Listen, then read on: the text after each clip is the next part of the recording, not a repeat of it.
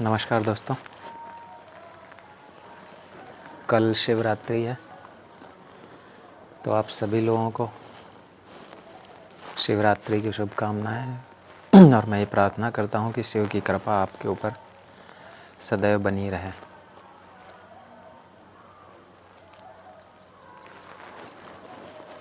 आज शिव पर ही बात होगी। शिव क्या हैं? शिव सत्य हैं, शिव शून्य हैं, शिव नीलकंठ हैं, शिव वो हैं जो कैलाश पर्वत पर रहते हैं, शिव वो हैं जो हम सबके भीतर भी विराजमान हैं।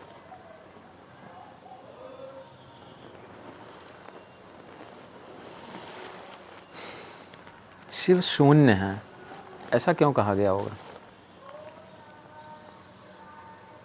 शिव सत्य हैं, और सत्य और शून्य भी बराबर ही है। सत्य शून्य ही है। शिव शून्य है तो शिव सत्य भी है, यानी कि सत्य शून्य है। बड़ी ही भ्रामक जो है ये विवेचना की गई है हमारे ऋषि मुनियों के द्वारा। इसको बहुत ही गहनता से समझने की आवश्यकता है। जब हम कहते हैं शिव सत्य हैं या शिव शून्य है, तो इसका क्या अर्थ है?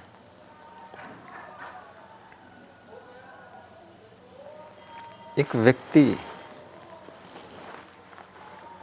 के अंदर जो है वो काम, क्रोध, लोभ, मोह, ईर्ष्या, द्वेष, कटुता, अहंकार, ये सब चीज़ें होती। और आदमी पूरी साधना इनसे ही दूर हटने के लिए, इनसे ही मुक्त होने के लिए करता है। तो जब वो इनसे मुक्त हो जाता है, तो इन जो अवगुणों से जैसे ही आदमी मुक्त होता है, जैसे ही शून्य होता है, बस वो शिव हो जाता है। हमारे अंदर के जो अवगुण हैं, अगर हमने उन्हें त्याग दिया, अगर हम उनसे मुक्त हो गए, उनसे शून्य हो गए, तो बस शिव ही शून्य है। फिर आप ही शिव बन गए। शिव आपकी चेतना है, शिव आपकी आत्मा है। अहंकार से मुक्त होते ही बस आप शिव हैं। और कॉन्शियसनेस यानी कि आत्मा या चेतना से जैसे ही आप मुक्त हुए, वैसे आप शव हो गए। शिव ऊर्जा है, ऊर्जा के भंडार हैं। और शिव से जैसे ही ऊर्जा मुक्त हुई, वो शव हो गया, डेड बॉडी हो गया।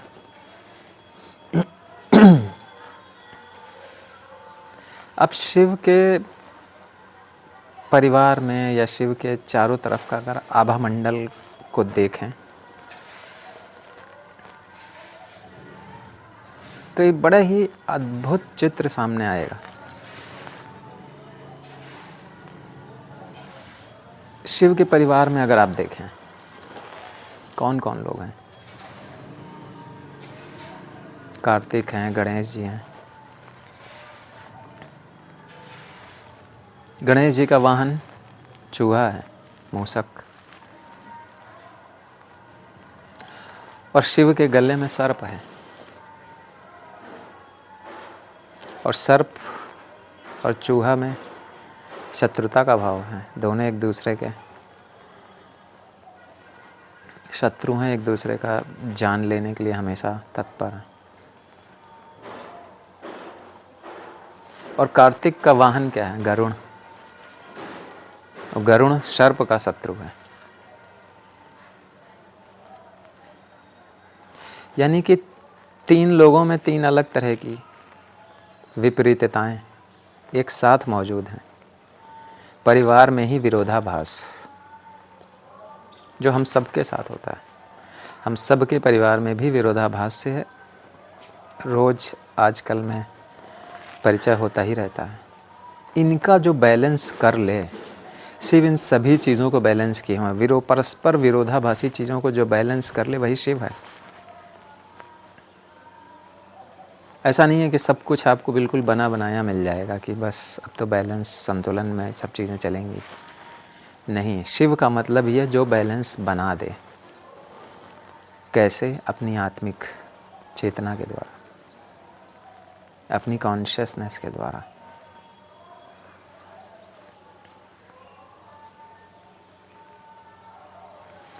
इसके अलावा अगर हम देखें कि शिव के सर पे गंगा विराजमान है, अर्धचंद्र भी विराजमान है। गंगा शुद्धता की, प्योरिटी की प्रतीक है, लगातार बहने की प्रतीक है। चंद्रमा शीतलता का, कामनेस का प्रतीक है, कूल का प्रतीक है। तो जैसे ही आप शुद्ध होते हैं, आपका मन शुद्ध होता है, आपका दिमाग शुद्ध होता है, अपवित्रता या किसी भी तरह की बुराइयों से आप दूर होते हैं और एक शीतलता का, एक कूलनेस, एक कामनेस, एक पीसफुल एटमॉस्फेयर या वातावरण अपने भीतर महसूस करते हैं, वैसे ही आप शिव हैं।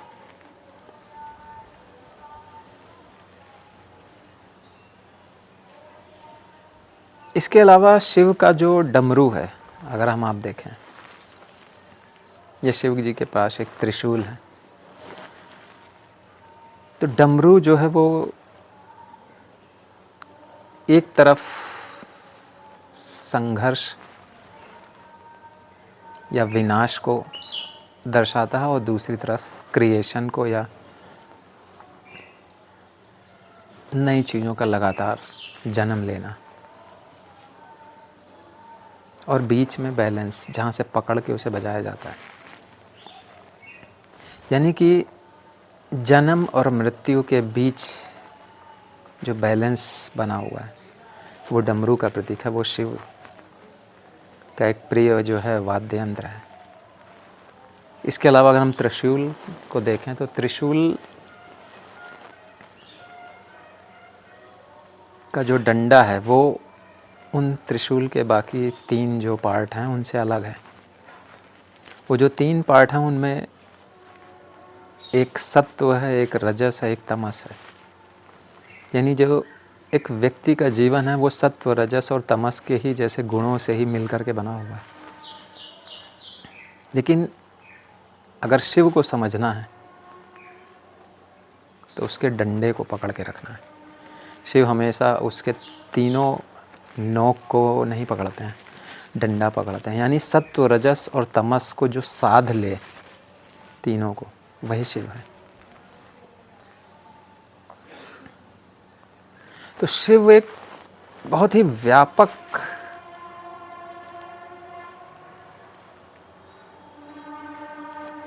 दृष्टि रखने वाले देवता हैं।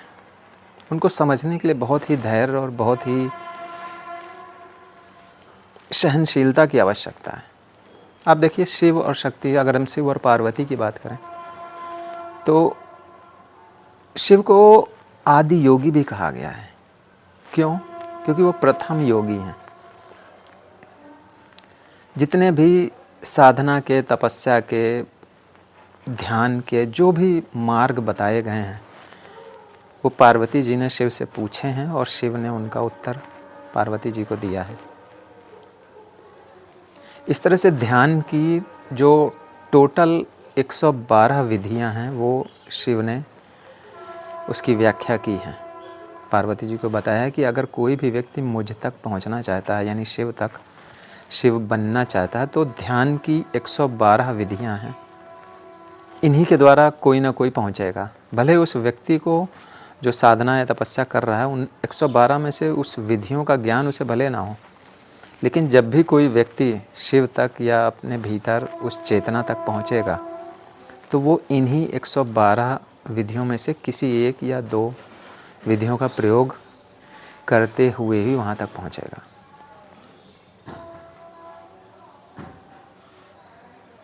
कोई और मार्ग नहीं है। पूरी मनुष्य जाति पूरी मनुष्यता इन 112 विधियों से ही ध्यान करके शिव को उपलब्ध होगी। और ये एक बड़ा ही प्यारा ग्रंथ है, विज्ञान भैरव तंत्र। उसमें ये सब चीज़ें बताई गई हैं। ओशो ने इसको इंग्लिश में भी ट्रांसलेट किया है, द बुक ऑफ सीक्रेट्स। तो मैं अपने व्यूअर्स से चाहूँगा उसे पढ़ें, और बहुत ही सुंदर किताब है, अद्भुत किताब है। इससे अच्छा ग्रंथ शायद ही आज उपलब्ध हो। तो शिव एक ऐसी चेतना है जो व्यापकता से भरी हुई है। अब शिव का गला नीला है, क्यों? क्योंकि उन्होंने विष, जब समुद्र मंथन हुआ तो उसमें से विष भी निकला और अमृत भी निकला। तो विष से पूरी दुनिया तहस नहस हो जाती है, वो तो फैल जा रहा था। उसको पीने के लिए या उसको समाहित करने के लिए कोई आगे नहीं आ रहा था। तो शिव आए और शिव ने उसे पूरा पी लिया और अमृत को लोगों के लिए छोड़ दिया। तो अगर हम अपने आम जीवन में इस चीज़ों को समझने की कोशिश करें तो होता यह है कि हर व्यक्ति, जैसे कि परिवार में हमने देखा कि विरोधाभास होता है, और अगर मैं आपसे कहूँ कि आप अपने किसी रिश्तेदार की या मित्र की या पड़ोसियों की या किसी की भी बड़ाई करें, उसके बारे में कुछ अच्छा बताएं, तो क्या हम बता पाते हैं? हमेशा हमारा ध्यान लोगों की कमियों पर होता है। लेकिन हमें कोशिश ये करनी है कि हमें उन कमियों के जो जहर को पी जाना है, उसे कभी नहीं बोलना, उसे गले से बाहर कभी नहीं आने देना है। और सिर्फ अच्छाइयाँ, कोशिश करनी कि हम सिर्फ उनकी अच्छाइयों का ही गुणगान करें, वर्णन करें। किसी व्यक्ति को मेरी बोली से, मेरी भाषा से क्यों ठेस पहुँचे? तो ये जो बोली और भाषा से जो हम जहर उगलते हैं, इस जहर को पी जाना ही शिव बन जाना है।